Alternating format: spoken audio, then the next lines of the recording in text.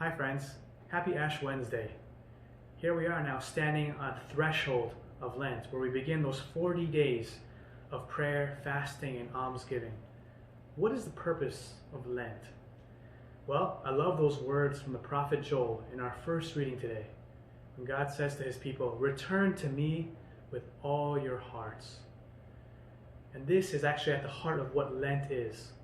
Lent is a period where we try to help God declutter our heart from the things of the world so that we can increase in our knowledge of God and of God's love for us. I once heard a beautiful analogy. You remember those old-time radios where you had to tune in into the station?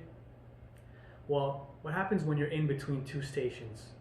Both of them become fuzzy and foggy. You can't hear either one. And Lent is a time of tuning down one station, that is the station of the world, so we can tune in to the station of God's voice deep within our hearts, so we can grow in our spiritual lives. And so I just want to give all of us encouragement here as we begin Lent. Do not be afraid. God is never outdone in generosity.